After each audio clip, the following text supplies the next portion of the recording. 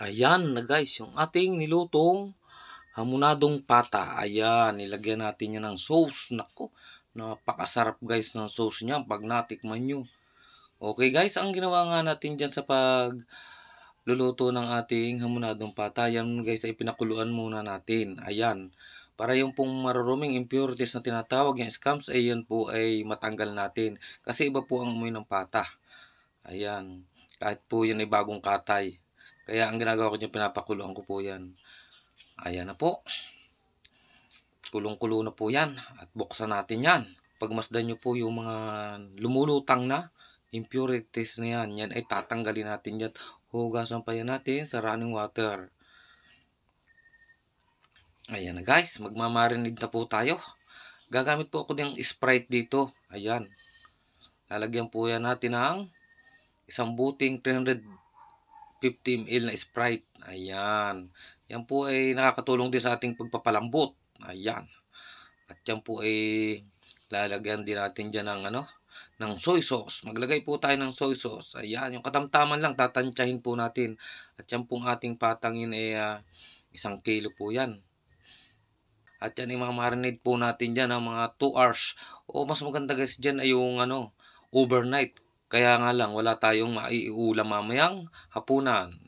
Ayan na. Lalagay din tayo dyan ng pineapple juice. Ayan po. Pangpasarap po yan. 2 pineapple juice po ang ilalagay natin dyan. Ayan. Para po sa ganun ay talaga namang lasang-lasa po yung ating pineapple dyan sa ating sauce. Ayan. Mamaya-maya haluin natin yan. Pag nailagay na po natin lahat yung ating mga panangkap. Ayan po yung isa natin. Ayan, yung po kadalawa natin, kailangan po ay medyo nakalubog siya. At kung hindi man po masyadong nakalubog, babalik-balik ta rin natin yan. Hahalu-haluin lang natin yan. Bibista-bistahin natin, para sa ganun ay ma-absorb niya yung sauce. Ayan po, naglagay na po tayo ng ground black pepper. Ayan na. Hahaluin na po natin yan. Balik-balik ta rin natin yan. At mamaya-maya po pag yan po ay na-marinade na natin piprito natin yan ng bahagya. Ayan. Ibababad lang po natin yan ng mga 2 hours lang po at pang-ulam natin yan sa hapunan. Kailangan po may pang-ulam tayo. Pero kung hindi po pwede natin yung i-overnight na ilalagay natin sa refrigerator. Ayan, sa rep lang o kaya sa rep. Wag sa freezer kasi magyayelo naman. Ayan. Pag yan ay nasa rep, yan ay hindi ho masisira yan. Mga guys. Kasi yan ay may mga rekado na dyan. May mga panimpla na tayo nilagay dyan. Ayan. Nagdagdag po tayo ng toyo para po mas maganda ang kulay. Kaya lang po, pag naglagay po tayo niya ng mga seasoning, alaalay na rin po tayo. At may alat po din yung ating mga seasoning na ilalagay dyan. Ayan. Kaya alalay din lang ang ating paglalagay. Yo, binaliktad na. Nako, pinaikot na. Ayan na. Para sa ganun po manuot yung ating mga panimpla dyan sa laman na yan. Ayan na guys. At ating ipiprito na po natin yung ating pata na yan. Magigisa lang po muna tayo maglalagay po muna tayo ng ng mantika para po maiprito po natin yung ating pata na yan. Yun naman pong pagpiprito natin yan, hindi naman kailangan malutong. Ang ibig ko lang pong mangyari dyan ay yung mamula-mula po yung kanyang balat. Ayan. Ilagay na po natin yung patang yan. Inisa-isa na po. Dumidikit po.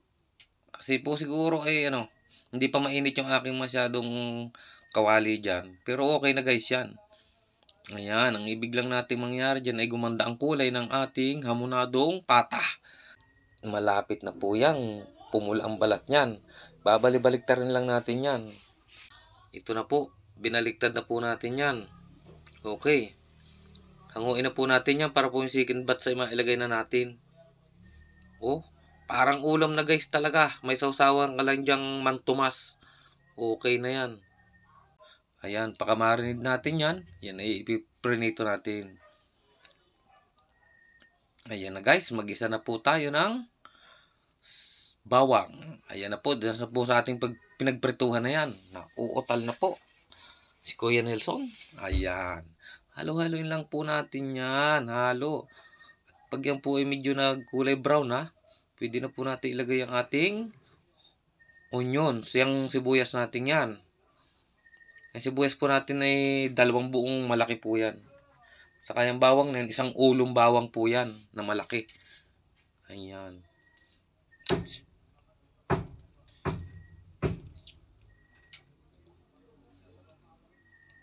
Yan, haluin lang po natin. Hanggang sa mga light brown po yan. At sunod na po natin yung ating sibuyas. Ayan.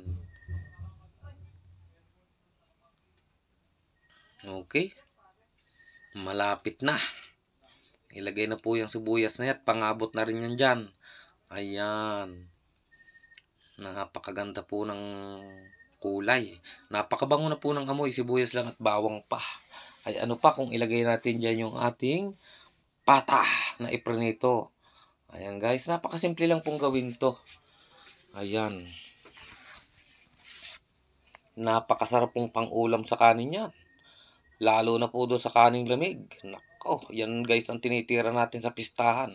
Pag tayo namimesta. Okay. At yan na may lanta na. Ay pwede nating ilagay ang ating pata na yan dyan. Ayan na. Malapit na. At ilalagay na natin ang pata. Ilang sandali lang po. Okay, halu-haluin lang po natin yan. Ayan. Medyo brown na po siya. Ngayon, ilalagay na po natin dyan yung ating, yung ating ng prinitong pata na yan. Pinantay pa. Ayan na. Ilalagay na natin yan. Para sa ganun ay tayo ay, makaluto na. Para mamayang hapon ay tayo may pang-ulam na. Ayan. Okay. Ayan, pag yan na may lanta na, pwede nating ilagay ang patang yan mga guys. Ayan. Nako, napaka sarap ng ating niluluto mga idol. Ayan na, inisa-isa na. Ayaw pang ibuhos lahat. Nako. Ayan. Napakaganda guys ang kulay niyan. Ganyan lang guys ang diskarte ko sa pagluto ng hamonadong pata. Ayan. At yan po isusunod natin mamaya dyan yung ating sauce na pinagbabaran. Yun po ang gagamitin natin sa tuloy-tuloy na pagpapalambot niyan. Okay. At yan i-cover natin para mas madali pa siyang lumambot. Ayan guys, ang ating hamonadong pata. Kita nyo guys, kakaganda talaga ng kulay ng balat niyan. Kasi nga yan ay atin pong prinito ng bahagya. Ayan, hindi naman po kailangan malutong eh. Ayan, ilagay natin yan isa-isa dyan. At yan ay hahaluin natin. Ibubuhos natin yung ating sauce na pinagbabaran yan. Nandun po ang lasa niyan. Lalo na pag yung po na-absorb niya ang sauce. Ayan na, ilagay na po natin yan. Ayan na ang gagamitin natin sa tuloy-tuloy na pagpapalambot niyan. Oops! Yan po ay i-cover na natin dyan. Napakaganda po ng kulay. Ayan, naglagay na rin po tayo ng laurel. Isabay na natin para po yung bango ng ating laurel ay sumama. Haluin po natin yan bago natin i-cover. Ayan na. Shout out po sa mga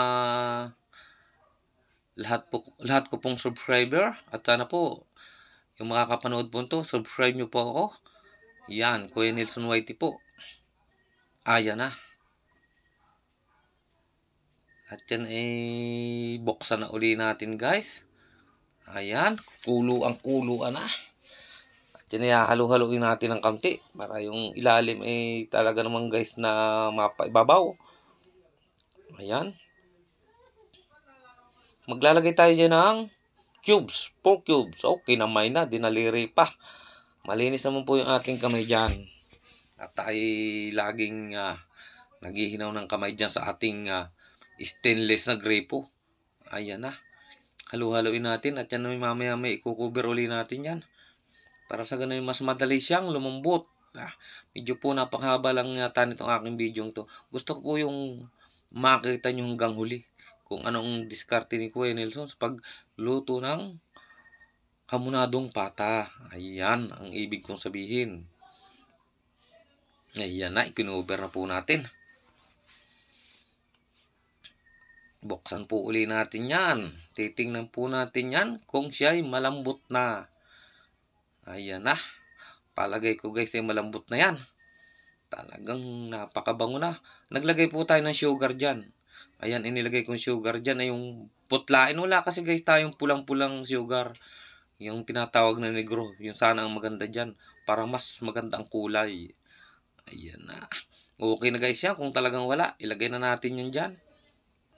Ayan ay manamis-namis yan. Kaya nga po hamonado yan. Ganyan lang po ang paggagawa ng hamonadong pata. At yan mamaya po yung sobrang lapot po ng sauce niyan. Halo-haloin po natin para umibabaw, umilalim.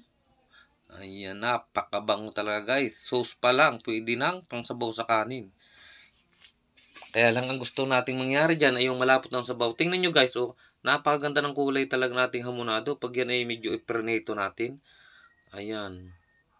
Napakaganda ng kulay ng balat. Ayan ang po'y malambot na. Kaso lang hindi palalambutin pa natin yan. Ayan na, kulo-kulo na guys. Ayan, ilagay na natin po yung pineapple tidbits natin dyan. Kakaunti nga lang guys. Magtitira pa tayo para pang toppings mamaya. Ayan, kasi nga hindi tayo nakabili ng dapat malaking tidbits nga ba guys ang nakalagay dyan. Ayan na. Kakaunti nga. Hindi tayo nakaready. Ayan na yung ating hamonado. Mamula-mula. Lalo na mamaya guys yan. Ayan na oh. Ayan na, medyo malambot na guys. Pero nakukulangan pa ako dyan. Ayan. Nako, malambot na nga. Pero pwede na rin. Pero kailangan din nating palambutin. Lalambot pa yun mamaya guys. Pwede mong tinidorin ng kutsarahin lang yung laman. Haluin lang natin. Para yung sauce ay baka po masunog yung ilalim. Alalay din po ang ating apoy dyan. Ayan na. Napakabango na po ng kulay niyan. Napakabango po ng amoy, hindi po kulay. Sorry po. Ayan. Tikman po natin yan. At napakasarap po ng sauce niyan. Okay. Oh, okay na. Talaga namang napapa-okay na si Kuya Nelson. Ayan. At malapit na nating iserve ating pata hamonado. Ayan. Guys, ay niluluto natin pagkapistahan dito sa atin. Ayan, nagluluto tayo niya ng isang talayasing pata hamonado. Ayan guys, pangulam lang natin yan sa hapunan kasi kaya yan ay kakamti. Ayan na, malapit na po natin yang iserve. Kulo-kulo na guys, oh. Ayan, okay na yan, okay na. Malambot na yan. Pangit naman guys yung naglulugas-lugas niyan. Oh, napakaganda guys yung kulay niyan. Talagang pangdikdikan guys yan. Ayan na guys, luto na po yung ating hamonadong pata. Ayan na po, buhusan po natin sauce. Para naman po napakaganda pong tingnan at napakasarap ng lasa. Ayan na guys. Okay na po, luto na po yan. Pwede na po tayong kumain.